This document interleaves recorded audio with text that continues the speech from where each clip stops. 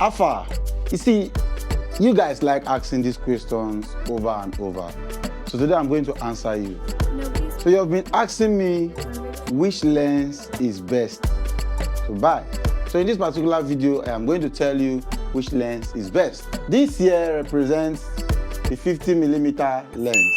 The 50mm lens is a very good lens. A large amount of us have the 1.8, which is a very good lens. It's very sharp and it has a very good depth of field. It's not that expensive, it's the most affordable good lens I feel is in the market. So if you have the money, do well to buy this lens because you can use it both in the studio, you can use it outdoor, most especially when your space is not that big. You can go with the 50mm lens. Another most popular lens is the 85mm lens, which is this lens in my hand right now. This lens is also a portrait lens. It's very good for taking portraits, shooting outdoor. The bokeh that this lens gives when you're shooting outdoor is crazy. The blur background, the depth of field is crazy. So if you have the money, you might want to buy this lens. But this lens is also way expensive compared to the 50mm. And also, not just the fact that it is expensive, you need a bigger space to use it. Most especially for you, those of you using a crop sensor camera. This is like you using almost a 150mm in your crop sensor space. So you might want to think otherwise before spending your money on this lens. It's not like the depth of field is not good enough. It has a very good depth of field. But are you going to consider depth of field and not take people full images in your studio space? Think about it. But if you have a big studio space, it's a very good lens. You can get it if you have the money. I would advise you to get it because it will produce good images for you. The most versatile of them all will either be the 24-105 or the 24-70. It's either you're getting the 24-105 or you're getting the 24-70. Now for the 24-70, you have extra option here where you can shoot macro because there is a button here that you can switch. Once you switch the button, you have the option of shooting macro because once you switch the button, this lens will go from 70 to 80. Then you can shoot things as little as a needle with this particular lens. Then apart from that, the 24mm will help you get a wide angle shot like the one I shot in my last wedding where the whole space was showing, and it's a very sharp lens.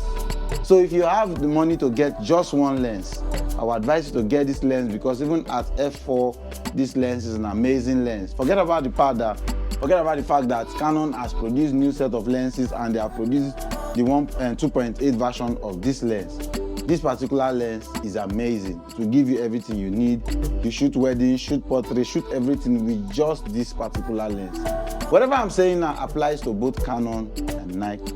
This particular lens, I think, is most popular for content creators. A lot of photographers hardly buy this particular lens. But I have it because I want to create content and be able to move my hand very close to my shot. So if I have this particular lens, I can move as close as coming here to make my videos. But because this is not the lens I'm using now, I have here the 24mm lens. It's a very good lens. You can use it to shoot both portrait and also shoot your content.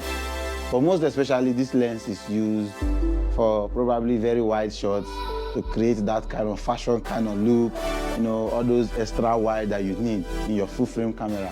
But in your crop sensor camera, it might not even look like a big deal. It might just look like a normal 40mm or let me say 40 or probably close to 50mm in your full frame camera, in your crop sensor camera. So it's a very good lens. This is my go-to lens whenever I want to do a product shoot for somebody or whenever I want to do a video where I have to go close to the camera, show the person the details of what I'm holding. This is the lens I normally use. So it's not for everybody, but if you have the money, you might want to buy this lens. You see, with this particular lens, it seems like this particular lens is like a big deal. But when you don't have money, you might even want to criticize those that have it. But if you have the money to buy it, it will ease you off the many stress. Since I bought this lens, I have not been using any other lens. I've been using only this lens to shoot both my portrait, my weddings, everything is the same lens I have been using.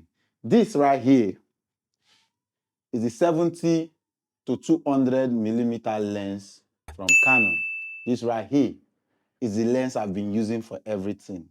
Now, this lens gives me everything I need, but it's just that it's very, very expensive. But apart from being expensive, it gives me everything I need. So if you have the money, you want to buy it. So next time when you keep asking someone, what lens should I buy? First of all, think about your budget. Your budget will lead to you knowing the next thing you want to buy.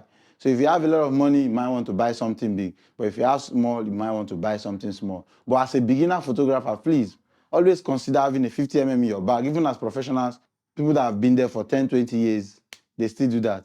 Have 50 mm in your bag, have 80 mm in your bag. Then probably you can buy the 24 to 105.